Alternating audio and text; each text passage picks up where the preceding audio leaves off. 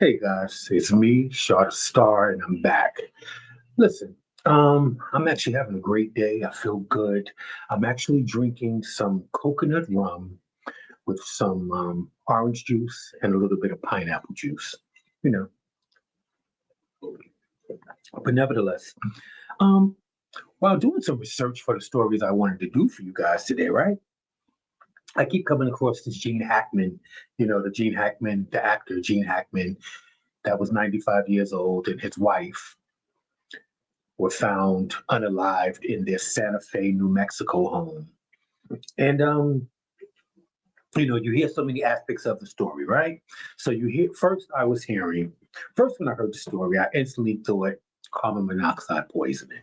Because it's silent, it's deadly, you don't know what's going on, and before you know it, you fall asleep and that's it.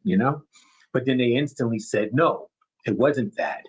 But they then said that they might have passed away as much as 9 days before they were actually found. So to be deceased for 9 days means a lot. So, but then, okay, so they said that Gene Hackman was in the mudroom, I would assume, which would be mainly by the garage or the back door. That's where I'm used to mudrooms being. And he had on sweatpants and sneakers, a long sleeve tee, a baseball cap and sunglasses and his cane. That's how where they found him. All of that was there. And then they said they found the wife in the restroom, in the bathroom. And there was a bottle of pills all around her. Like she had a bottle and when it fell, all the pills just scattered. And I'm listening to those things, but then as the story goes on, day by day, you hear more and more things. Then, because there's really no one there to tell the story, then people start to create their own stories. And you have people that are, they think that some is always something behind it.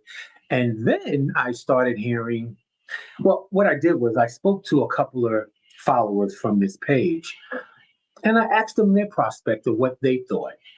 And one of them said to me, um, she thought it had something to do with what did she say? I think she said that it had something to do with like the mob or something like that. And I was like, you know, sometimes more is just more.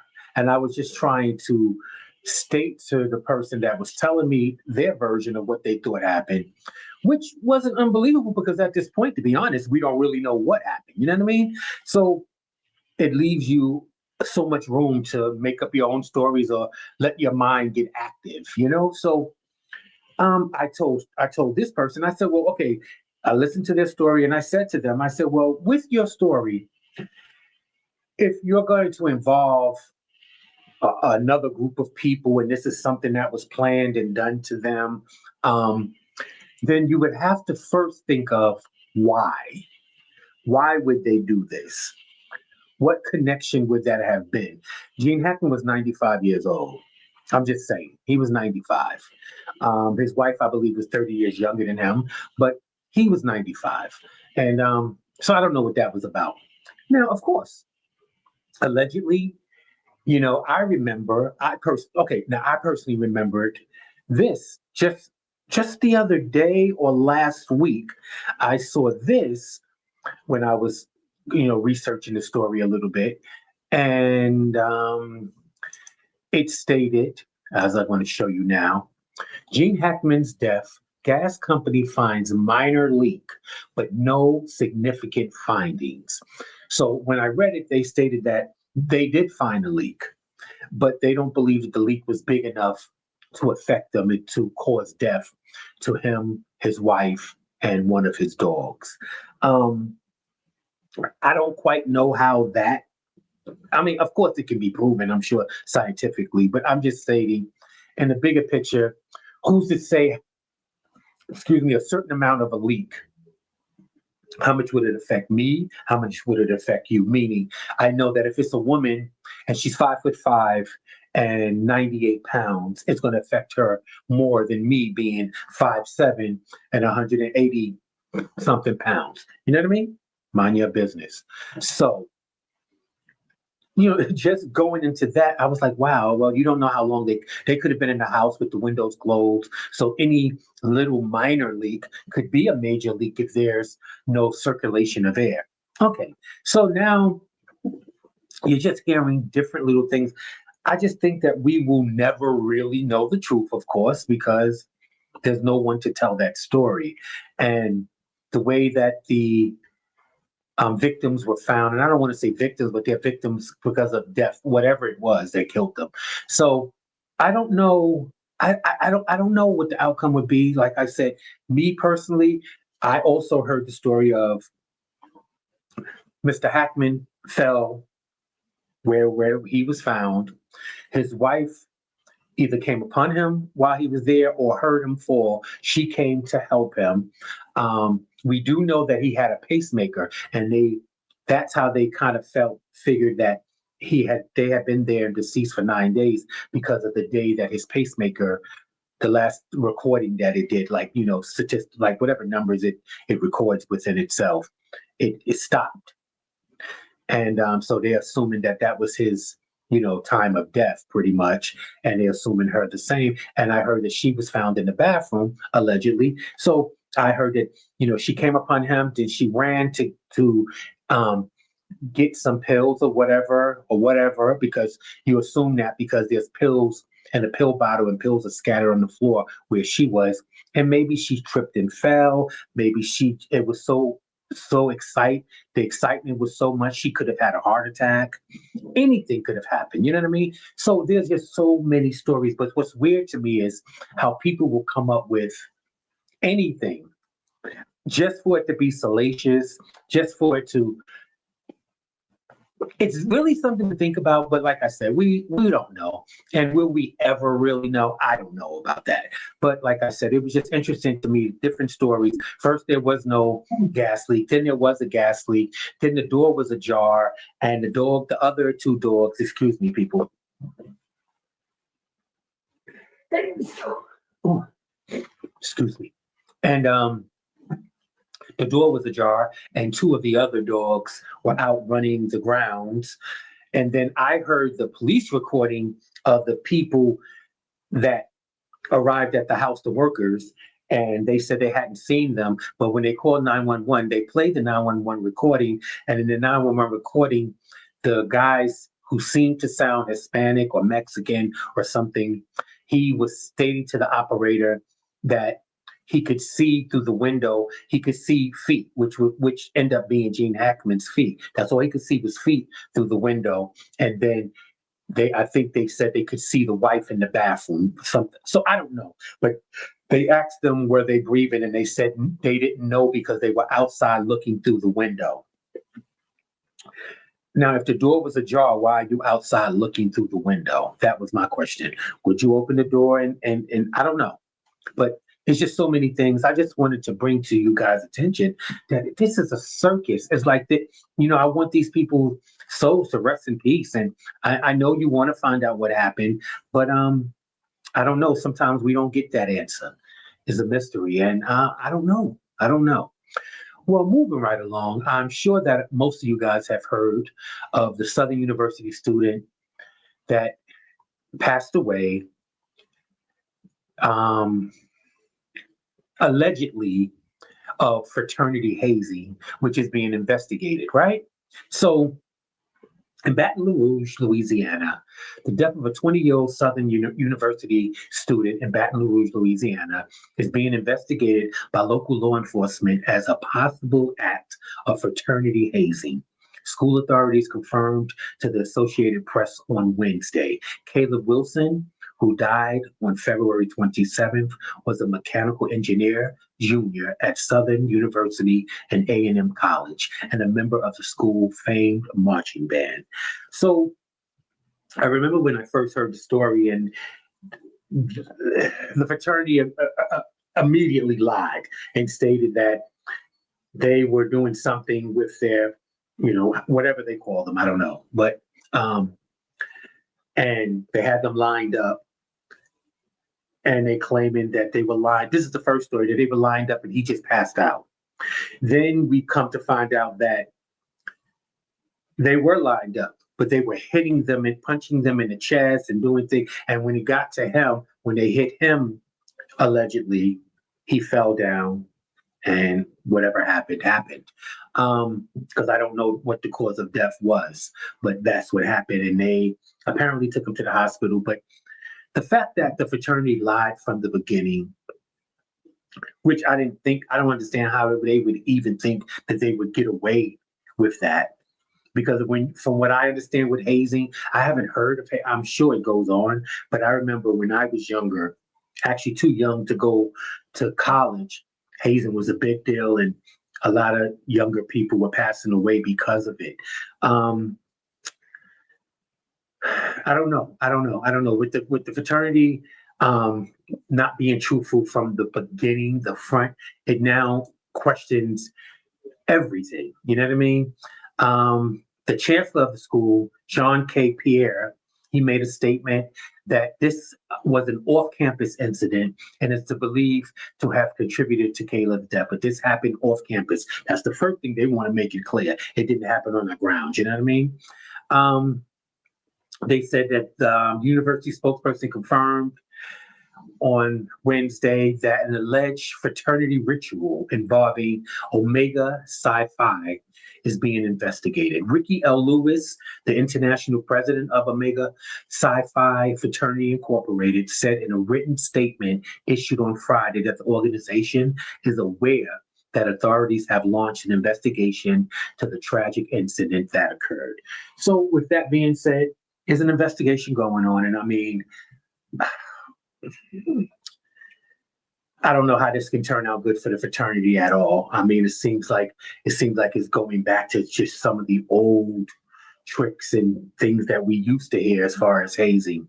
You know, young guys and young people are losing their lives just to be in a group, just to be liked, just to be, because that's what it is. It's supposed to be, for me, from what allegedly and from what I know, it should be a lifelong relationship you make with your frat brothers. And, you know, you have different people go into different sectors of work and different things. So you'll have somebody somewhere, everywhere, you know? And it's supposed to be a brotherhood, but this doesn't sound like a brotherhood. And I don't know. I don't know. I don't know. I don't know. I don't know. Is it still that important for people to be liked? And I'm not saying that's what all fraternities is about, but majority of the time, let's be honest. It's usually for groups and for friendship first. I don't know.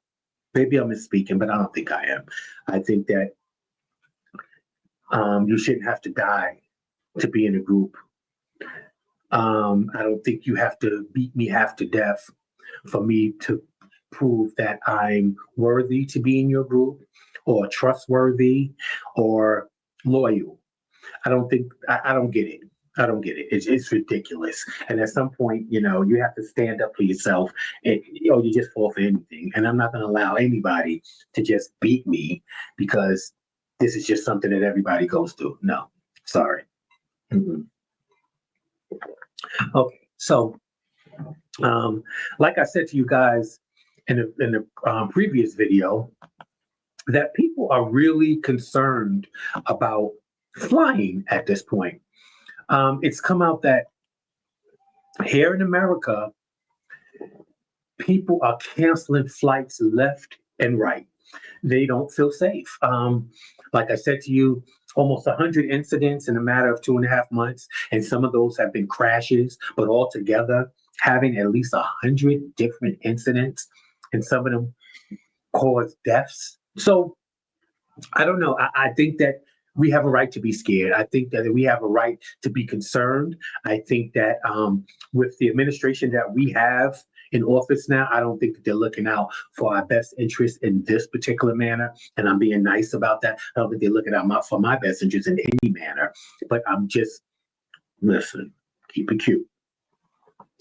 I with them firing FAA employees and even FAA probational employees that are being trained now and just got on as probational, we need them. We need them. So and he still started to fire them and get rid of FAA employees after the crashes started. So that pretty much means you don't really care, right? Because I mean, Air Force One is a beast in itself. You ain't got to worry. You and your family are not flying on public aircrafts, right? Okay. Well, excuse me, sir. A lot of us can't afford to fly private either. Okay? Unless it's a bunch of us chipping our coin together, and trust me, we ain't getting far. Just joking. Just seriously, some of us don't have that advantage and that option, and people are scared.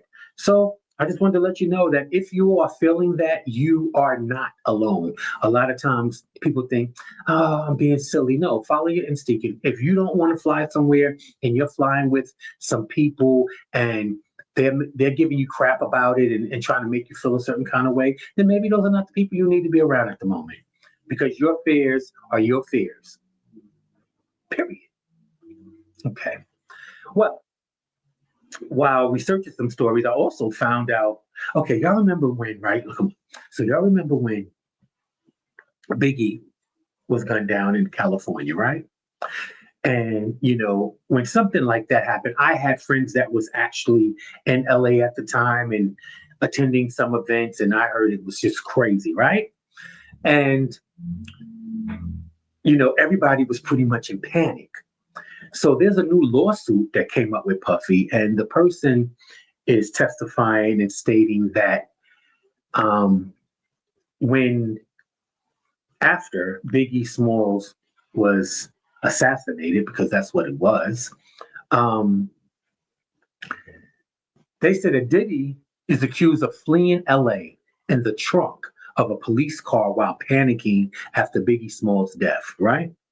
So this is what the new lawsuit is stating. But the thing is, can you imagine Puffy? Yeah, I was about to say, can you imagine? Yeah, pretty much. Yeah, but I can see him being shook, and I can see him wanting to get out of LA. I remember around that time, people was wasting no time getting out of LA because no one knew exactly what had happened and why it had happened at the moment, and people were running scared. And of course, we had that beef going on. You know what I mean? East Coast, West Coast, supposedly beef going on. So, well, I'm going to read you what's in the new lawsuit against Diddy. Okay. Diddy is being accused of secretly escaping from Los Angeles in the trunk of a police car after the murder of the notorious Big. Bad Boy Entertainment co-founder Kirk Burroughs made the allegations in a lawsuit against his former business partner. He is accusing him of alleged sexual harassment, intimidation, the regular things that we hear about Puffy. You know what I mean? So yeah, so the main thing is, and with filing this lawsuit, some of the troops are coming out and they're stating that when it happened, Puffy searched for help from other people to get him out of LA. So they said that apparently, well, put it this way, Kirk Burroughs claims that Diddy panicked after the attack and went to the music industry fixer, Clarence Avant, for help. Now, you should be aware of Clarence Avant. I am, he's actually related to one of my cousins. He was actually related to one of my cousins. So it's a big deal in California. And I think you remember, we'll do some research, find him, and do some research on Mr. Avant, Clarence Avant, okay? The fixer. And they said that Barrow alleges that he was reportedly transported to a private airport via the trunk of a police cruiser, allowing him to leave the city undetected as local gangs searched downtown Los Angeles hotels for him. The lawsuit called him out for false performative grief. What is false performative grief? Following the incident as well, in reality, the lawsuit alleges Diddy and his attorney, Kenneth Mizels, pressured Burroughs into giving them Wallace's final business contract so they could alter it, giving Diddy 100% interest in Wallace's work. Well, we've actually heard of that before. So, but again, this point is not about big and different things.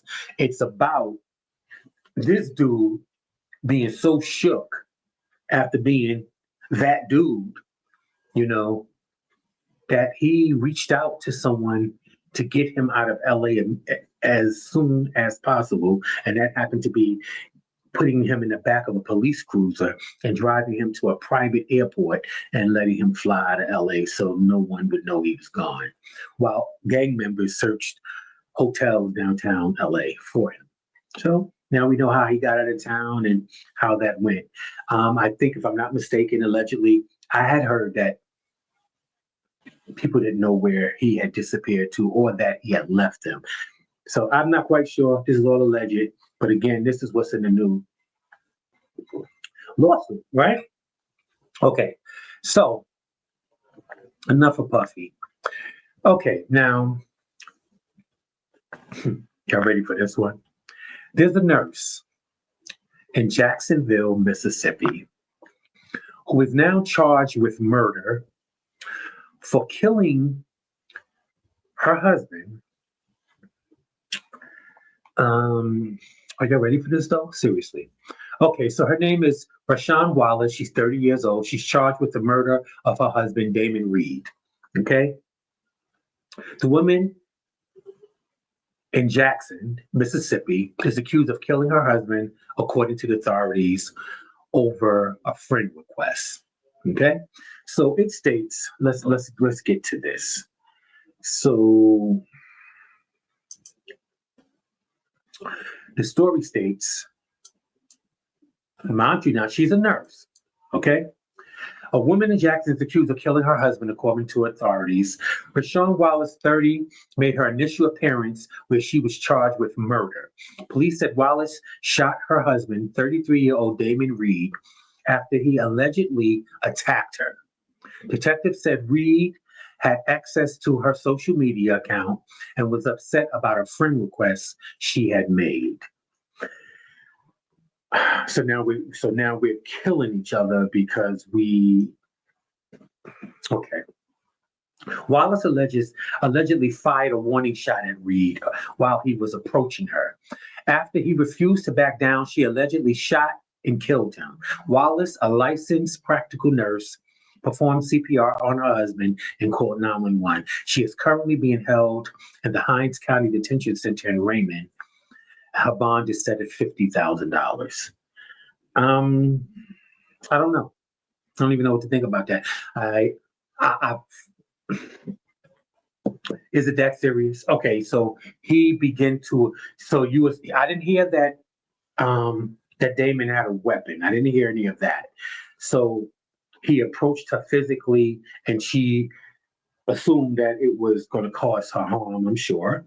May not have been the first time or the 10th time, but apparently she got a firearm and she fired a warning shot, which meant nothing to Damon because it's probably happened before. Um, and then she shoots and kills him. I'm just saying, you're hearing so much of shooting and killing, and I would think, I'm just thinking, this again happened in Jackson, Mississippi. So I'm hoping that people in Jacksonville, Mississippi do have some firearm training. I'm hoping. I'm just stating. Did she have to kill him? Could she shoot him in the leg? Could she shoot him anywhere that wasn't lethal? That's where firearm training comes in, you know? You're not just blindly shooting where it can end up anywhere. You're doing your best to aim, right? Okay.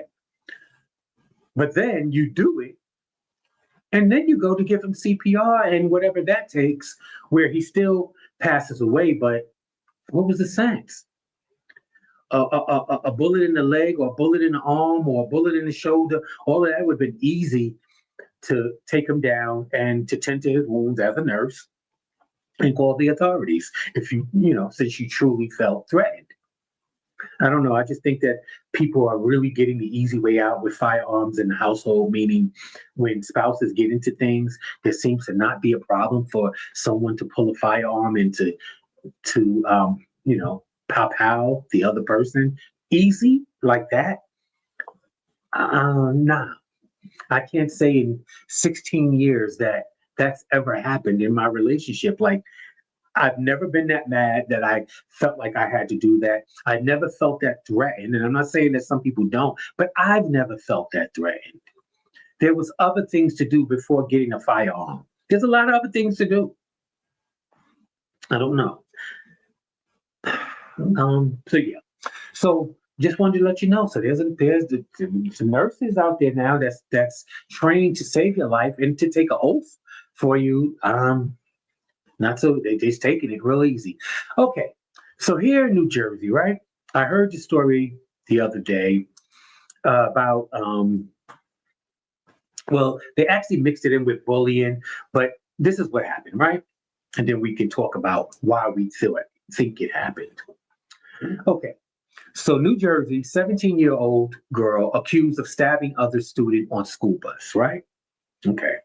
So from what I understand, first of all, they said 17, I just thought, I was like, wow. I was thinking, when I think of school bus, I instantly think 12, 13, 14, 15. I start thinking 16, 17. First of all, you should be on your way out of school and possibly driving, especially here in New Jersey. All the kids drive, that's just what we do. So I kind of thought that, but then I was like, okay, what kind of bullying could a 17? But again, you could be bullied as an adult. Absolutely. You could be bullied to the end of time. So there's no age group, but it's just weird that, again, I state most of the time that the generation now have no conflict resolution. They don't know how to argue. They don't know how to talk it out. All they know how to do is to get a weapon and to try to end it all for whatever reason. You, them, him, her, whatever. No conflict resolution. No one argues anymore, and just no one stops speaking for a week. Nobody, you know what I mean? I don't know. But from what I understand, like I said, it's two girls that they stated bullying, but I don't quite know if that was true. Again, I don't really know what happened. What they're saying is the 17-year-old girl is accused of stabbing another student on a school bus this week. On Tuesday after school around 3 p.m., police responded to a bus fight involving two teen girls in the area of Village Boulevard. The victim was taken to Cooper Hospital and released that day after being treated for non-life-threatening injuries. But that could have turned out somewhere a total different way. So I don't know. We have to I don't know what we're going to do. The young lady that stabbed the other young lady is facing aggravated assault and possession of a weapon for an unlawful purpose. Yeah, she definitely did it. I mean, it was there. They have witnesses. Everybody's on the school bus, but I don't know. We have to teach our kids that it's not always about getting them and fighting them and showing you a bigger person. I'm sorry. You can show that you're a better person and you can argue. You can ignore it. Anything to get home. Because at this point, we used to say that police officers and, people in the armed services, they want to get home. They want to get back home to their family. And it seems like now, with just going to school, the students going to school and us going to work, we just want to get home. So I don't know how much arguing and I'm going to do in the street like that. And road rage, I've calmed that down. And I'm being honest, I have a need for speed sometimes. And, I've learned to calm it down. Everything isn't against you. We're all using our own brains. You ever driving in a straight lane and there's three cars in front of you, and as soon as you decide to turn the lane, all two more cars decide to turn the lane the same second you decide? We're all working individually, but working together. And I can't be mad at that. Some people are rude and some people can't drive, but that is what it is. I'm from New York, so if you can drive in New York, you can pretty much drive anywhere. But I just really wanted to make it clear that, sometimes we can sit our kids down and they are stabbing and shooting the kids now on school buses on the way home. And these are not, again, 13, 14-year-olds. These are 17-year-old students. Okay? Okay, so Gabrielle Union reveals husband Dwyane Wade is cancer-free and stating that it was a challenge. Wade revealed in January um, that he had 40% of his right kidney removed after ongoing surgery on December 18th. And that, they found cancer and he had it dealt with and he kept it really, really quiet, And sometimes that's just the way to do it. That way you can get through it and you don't have so many people because people, they want to show you that they love you, but they don't understand it's not only you. It might be 100 or 200 or 300 other people doing the same thing. And I'll be blessed if you had that many people contact you and really praying for you and in your corner. But I mean, just sometimes you just need to sit still. And especially when it comes to cancer, like I said, I've never had cancer, but I had a major cancer scare and still had to have surgery. And so I went through the motions and I went through all the tests, and it's not a joke, it's not a game. And sometimes it takes everything in you to just focus on your day to day because you're waiting for test results. You're waiting for this. You're waiting for that. You did a new biopsy. That one didn't do right. So now you got to go back and do another biopsy. It can be stressful for anybody.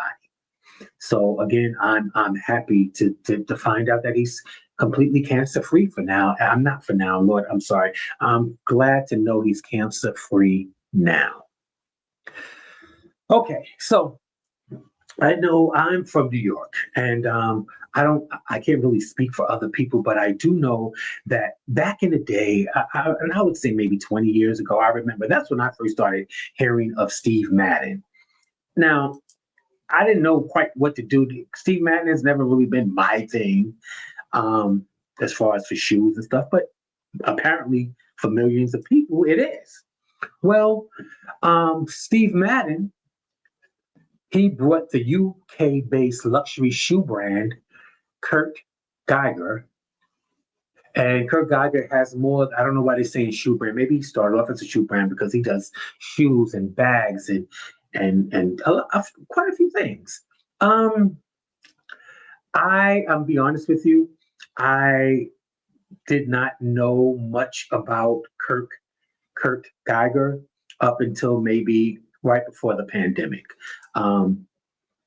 Somebody I know had went away and they came back and they had a Kurt Geiger, and from a distance as I'm walking to them, it looked like a Chanel. It was the pattern and it just looked really supple, and I thought it was a Chanel. So I instantly, and this person I'm used to carrying stuff like that, so I didn't really take too much time into it.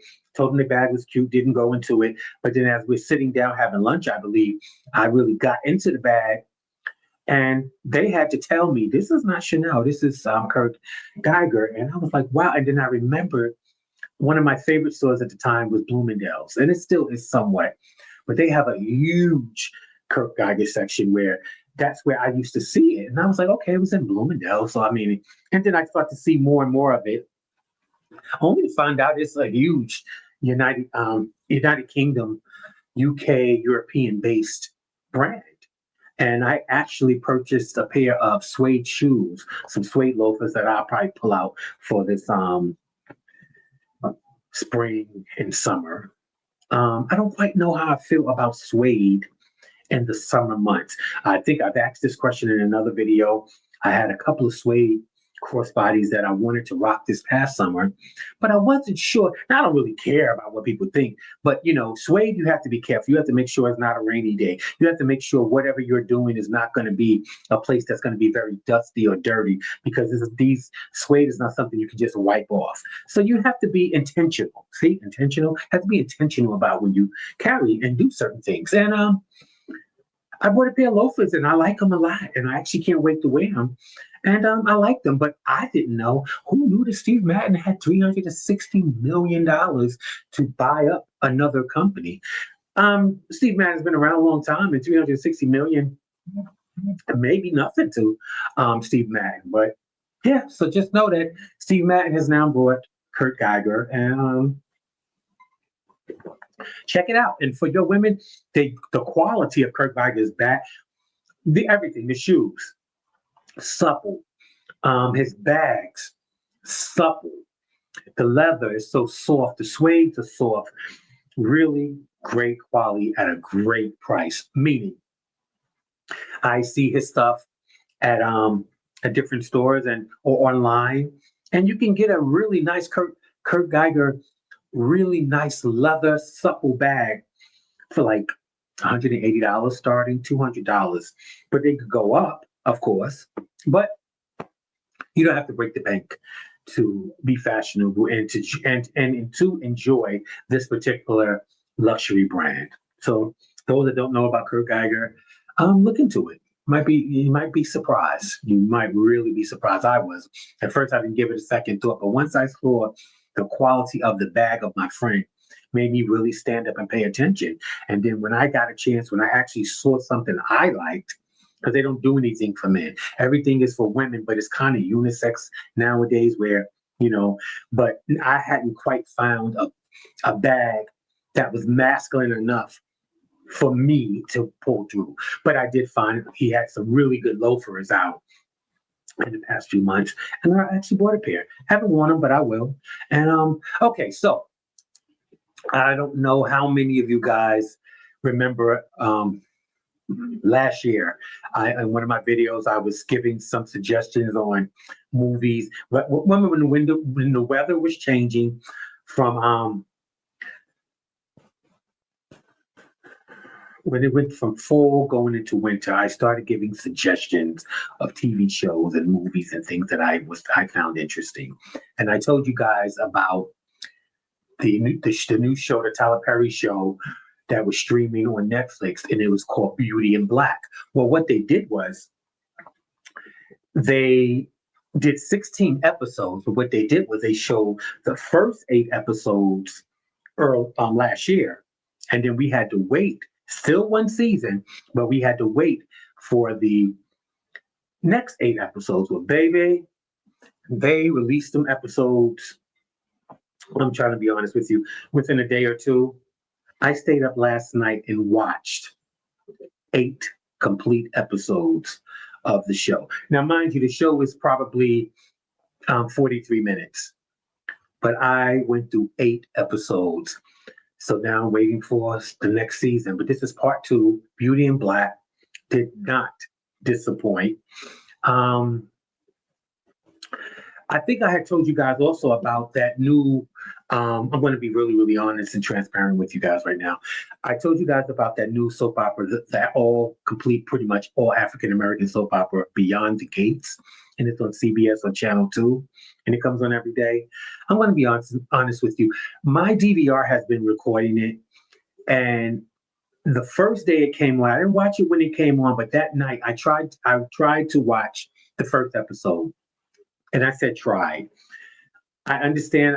First of all, I recognize quite a few of the Clifton Davis and different people in it.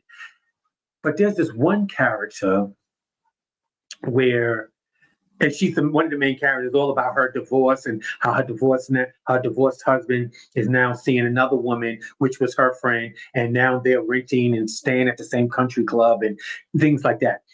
But everybody else was okay. I love the fashions. I love the cinematography, the coloring, what can I say? It was nice to see that many African American people, beautiful people, and not so light bright and not so. It was just a mixture of a little bit of everything, and I loved it. But this one actress, like I said, who was around, I didn't even care enough to really look for her name yet, but I will. She has this soap opera. It's like she's been. She's not just an actress.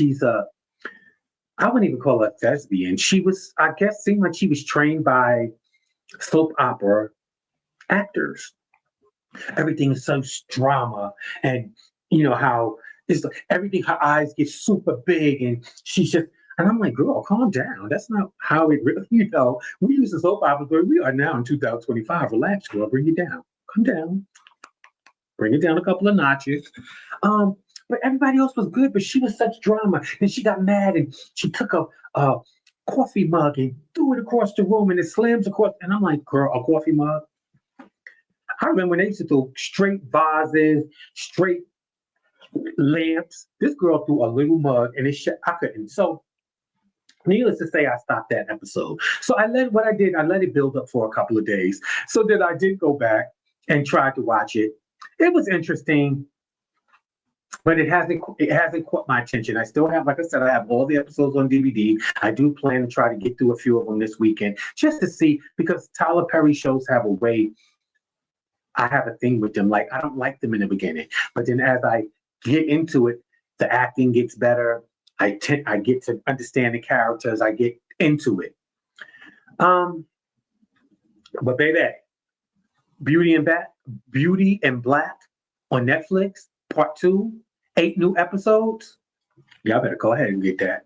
I understand the weather's going to be nice in the next. I know that next week we're going to be up in the 60s for a couple of days. That's great. But seriously, this one right here, Tyler Perry, Beauty and Black, is streaming on Netflix. Is worth the watch. I enjoyed the first 8.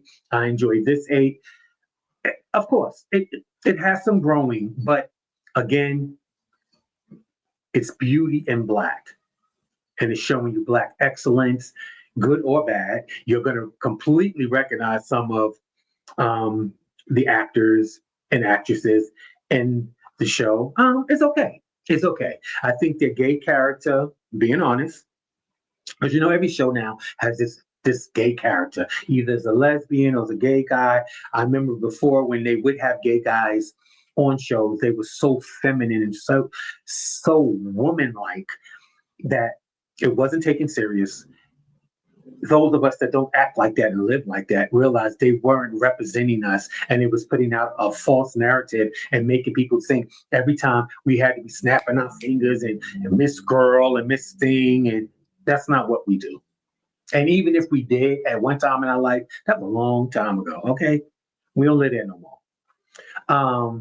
We grown men running families, running households, driving real cars, running real companies, doing things.